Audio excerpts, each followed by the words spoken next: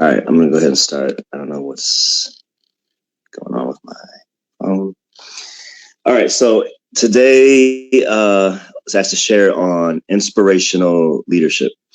And so a lot of ways to go with that. Before I kind of jump into some tips and hopefully advice, let me say this. So sometimes our desire to be comfortable, I don't think anybody's necessarily comfortable during this time, but I think sometimes our desire to be comfortable inhibits our ability to lead and to inspire. And let me explain what I mean. We live in this result-oriented society, and which I suppose is better than living in a status quo oriented society. But the mantra of the day is, what have you done for me lately? Excuse me. And harsh as that may seem, there's some truth to it. The adage can aid us in becoming more efficient and more effective. And so the question is, how do we get better at, or how do we go about getting better results?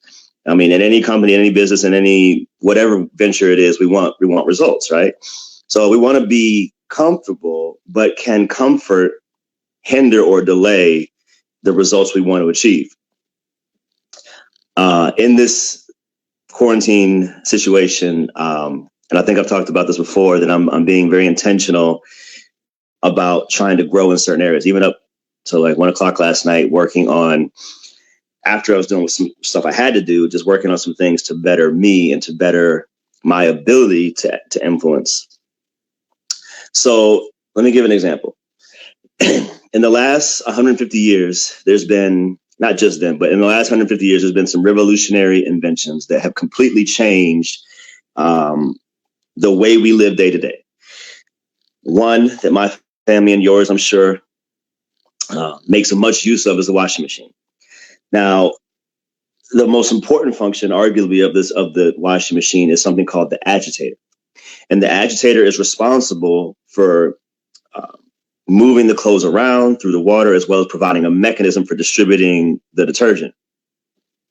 The agitator shakes and swishes and stirs the clothes until they are disrupted enough to remove all the dirt from them. And I imagine that if clothes had feelings, they would find this process uncomfortable. However, without the process of agitation, the desired effect, which is clean clothes, would not be achieved.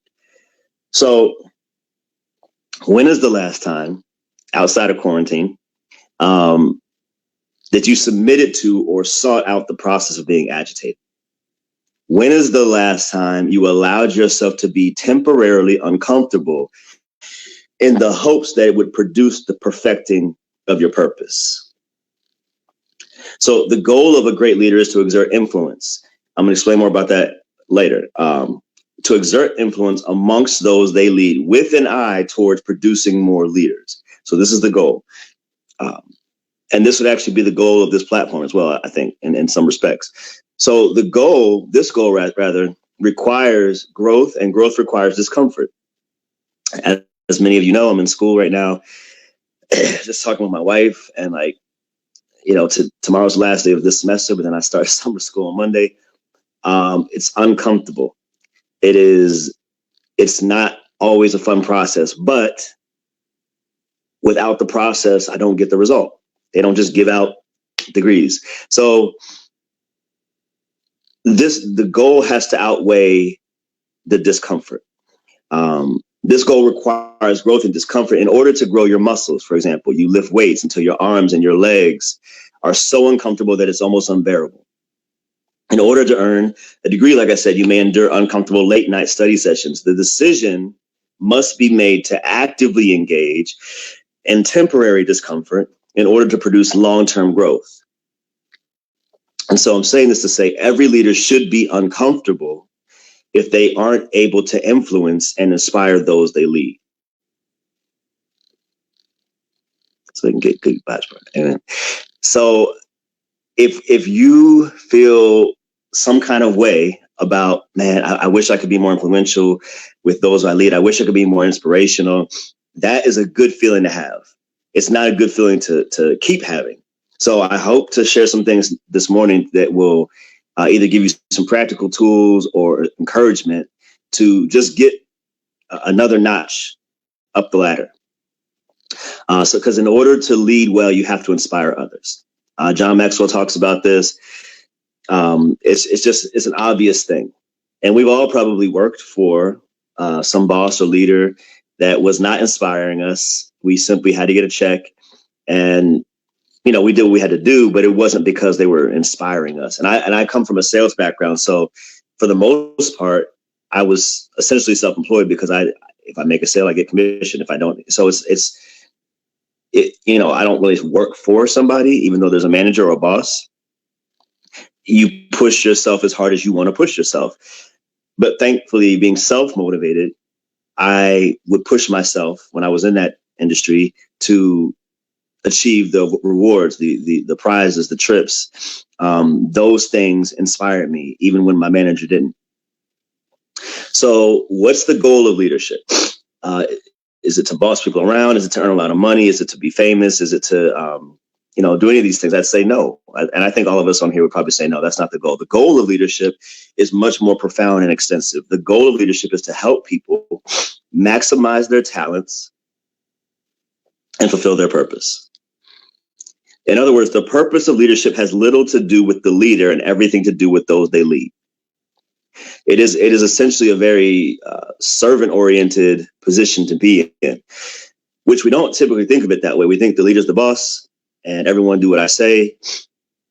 But those leaders actually tend to have less influence than they think they have, in my opinion. If you look at certain companies that list what's the best companies to work for, at least during normal times when everything was functioning right, people would, regardless of their position in that company, based on the leadership and based on the things the leadership did for their employees and based on how they pushed and inspired them, those companies were listed high, even if the pay rate wasn't, what some in other industries might make. So to say that there's a global leadership vacuum would be an understatement. And I know you probably think, well, that's crazy. There's a lot of leaders. There's a lot of CEOs. There's a lot of organizational managers all over the world. But the vacuum isn't represented by empty seats of leadership, but by those seats being filled by people who don't possess the skill of leadership. Let me say this. Leadership is a skill, not a position. You can actually, there was something I was reading or watching, I think through John Maxwell's agency a year ago or so, that a lot of times what happens is if you have a company and this person leaves the company, and then whoever is like in their division and is the next best performer, they might just promote that person, right? But that's really not the best way to pick the new leader, because the person who performs maybe even the worst in that division could be the best leader, because just like engineering is a skill, just like sales is a skill, just like certain things are skills, leadership is a skill, and performance does not necessarily equate to good leadership skill. Now, you can say, well, they deserve the position. Okay, that may be. But if the goal of leadership is to influence and inspire, then you need somebody in that position who can do those things. And if that's not the highest performer on the team, then that's not the highest performer on the team. But if it makes everybody perform better to have that person in leadership, then I think that's a better play. But it's their company, it's not my company. So being a good employee does not necessarily equate to being a good leader. Having a specific area of technical expertise within a corporation may or may not qualify someone to lead in that area. Great leaders don't simply possess solutions. In fact, and you can correct me if I'm wrong, Bill Gates didn't necessarily know how to build an iPhone. He was a great leader. He was very influential. He was inspirational. But the technical, ins and outs of what connects to what and what materials to use and all those types of things, I don't think that was his particular lane. He had people that were great at that. I'm sorry, I meant to say Bill Gates. I meant to say Steve Jobs. But a lot of these companies, you could think about that. I don't know about Bill Gates. Maybe he is the same way, that he doesn't necessarily have the technical. He might, I don't know. But typically those two don't always match up. There's people who are great with this is how we'll make that vision come to pass. And there are people who say, this is the vision, who can make it come to pass. The leader is the visionary. They don't have to be able to do all the other things. They need to be able to inspire all the people who do all the other things. See the difference? So the position, they position rather people to be able to create solutions. You don't have to have all the solutions, but you have to position people to be able to create the solutions. Leaders shouldn't be wholly concerned with making people follow their lead. They should be most consumed by giving people a vision worth following. So leaders should not be focused on making the most amount of money before they retire, because that'll be a byproduct. That'll happen if you do the other stuff right. They should be focused on how many people they can influence and inspire. If you do that, the other thing you want comes. But if we focus on the former, the money, the retirement, the position, the power, if we focus on that, the other stuff never comes. But if you focus on the people and inspiring and influencing them, then the other stuff comes, and it comes even more, and you feel better about it. So I want to break this down in 3 areas. You're here to inspire, you're here to influence, you're here to increase. 3 I's, easy to remember. You're here to inspire, you're here to influence, and you're here to increase. So what do I mean you're here to inspire? John Maxwell, there was a webinar I think I was on, and one of the instructors said, if you don't value people, like people, or want to grow people, you should not take a leadership role. Sounds pretty obvious. Truer words were never spoken. But there's people in leadership that don't really like people. And that's going to make it very hard to influence them. All right. The primary reason to take a leadership position should not be monetary gain. If you don't have a passion to inspire people, you will end up managing people towards mediocrity instead of inspiring them towards greatness. You will manage them towards mediocrity instead of inspiring them to greatness. So additionally, it is not the role of a leader to always have the answers. This would prohibit the growth of those they lead. And there's a book called Magic Words by Tim David.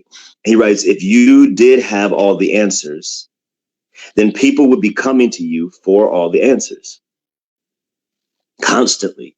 When you solve problems and provide answers for people, they don't need to learn how to do it for themselves. They just need you. Seek to inspire people to be able to recognize problems and to create solutions. All right. Seek to inspire someone to be able to recognize problems and to create solutions. We used to do this thing in our youth ministry. People would, I was one of the leaders, or if not the leader at the time. And there's always, new people, and they're like, well, what if we do this and this? And they'd have this big idea, big plan, and be like, okay, you do that. Because it's easy to suggest an idea or a plan. It's hard to carry it out. And we're not saying don't do it, but we're saying, I know the work that's going to have to go into that. And if you really care about it, you'll make this happen. You'll put a vision behind it. And we're empowering you to do that.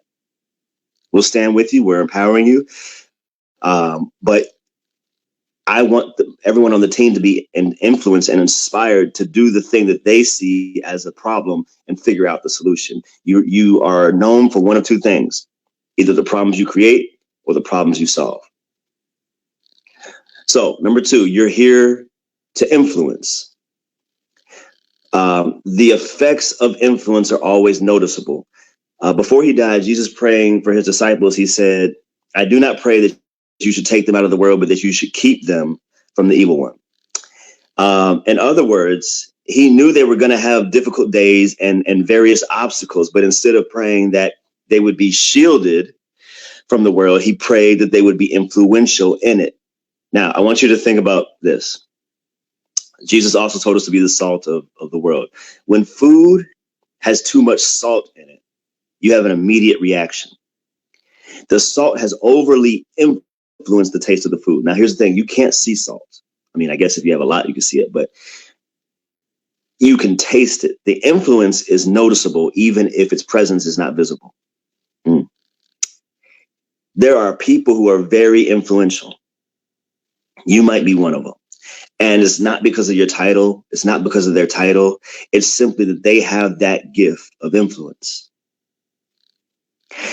So once again, we make a mistake sometimes by thinking either that we don't have influence or can't lead because we don't have a position, or by thinking other people on our team don't or can't. Influence is always noticeable.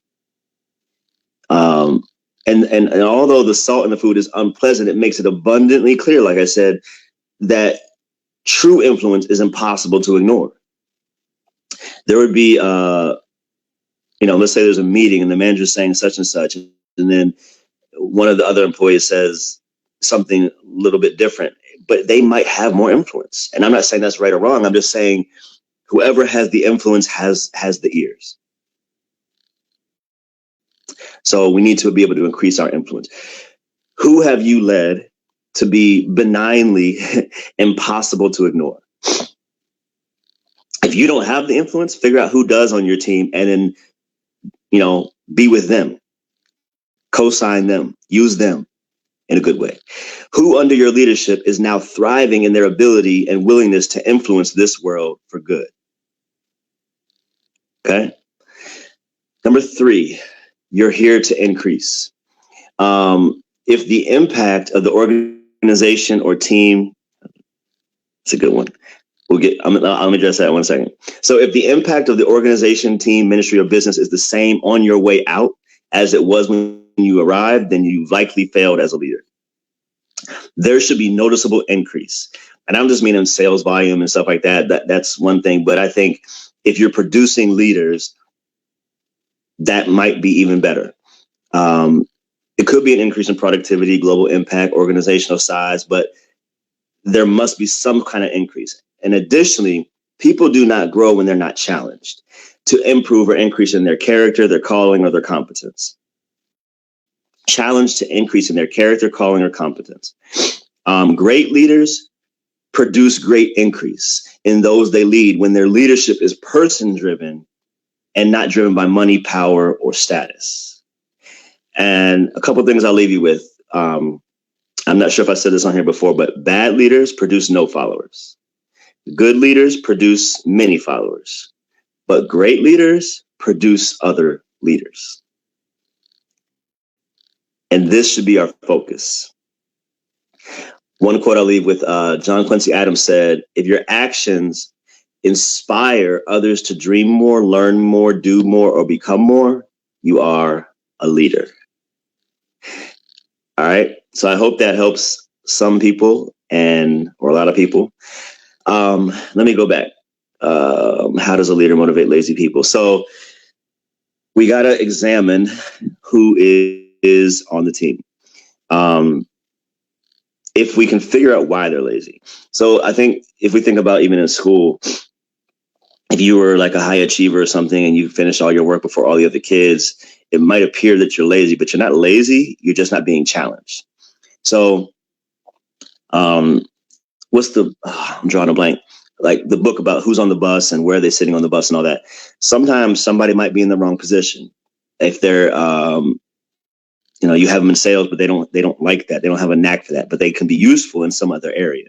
So maybe it's a situation of figuring out, okay, where are your strengths and where would you thrive most? Where would you be happiest most? Where could you lead best? And they may need to shift within the organization. They may not feel challenged. And then you can talk to them about, well, what would bring you more fulfillment out of this? What do you see as a gap that you can help plug, you can help fill? So sometimes I think people are lazy. I think not everybody, most people desire to be impactful in some way in life. Now, even people who do bad things feel like they're being impactful. They just have a misunderstanding of what that should look like. But if we can figure out what makes people tick, and this is also a mark of a great leader, figure out what makes them tick, figure out what makes them feel fulfilled, then they will often not be lazy anymore. How does leader what makes a good leader? I think, like I said, the simple answer is what makes a good leader is Are you producing other leaders? When I talk a lot about discipleship on other places, I'm discipling young people, and hopefully they're discipling other people. And actually, I had a call with a kid for about an hour a couple nights ago, who one of the kids I'm discipling was kind of ministering to, and then this kid had questions, and he called me. So like from somebody who discipled me, and then I'm discipling others. So that's how the growth stacks. That if you're a leader, you should be producing leaders. A lot of times people will say, you should be working yourself out of a job. And that sounds scary, but it shouldn't be, because you'll be supported, and you'll be able to do even more things and better things. But we should be training and building up people so much, influencing, inspiring people so much that they will eventually be able to multiply what we're already doing. The impact of multiplication versus just addition is staggering. If you keep adding one person here, one person here, one person, that's growth. But what if every time you add 5 people, you just pour into those 5 people everything for 3 years or so? And I keep adding one a day, one a day, one a day. Eventually, those 5 people that you were just grooming and pouring into, each of them can do that with 5 more people. Now you've multiplied 25 people. And now the work that I can do just by me, one and one and one and one, you have put yourself, is that essentially there's 5 yous now. And that can make 5 more in each of them. So the multiplication of it, when you produce other leaders, is evident. And I think that's part of a lot of rather what makes a good leader. How does a good leader inspire people to accept their vision? That's good. By re-explaining it and re-explaining it and re-explaining it.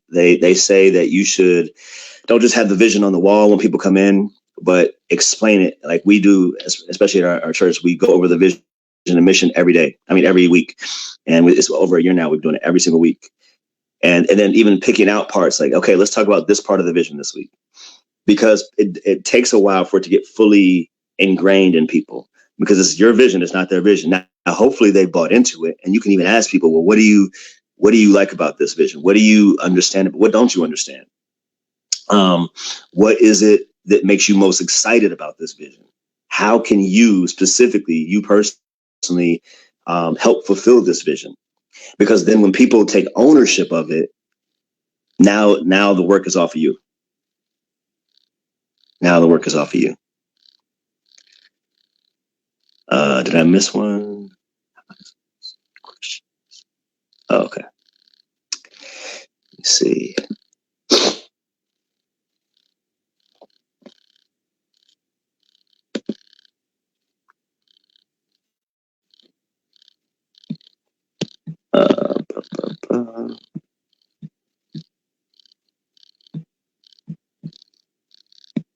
Sorry, I typed something.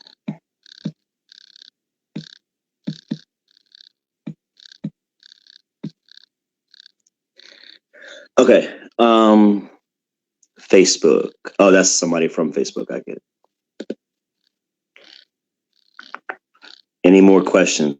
Or did I miss a question?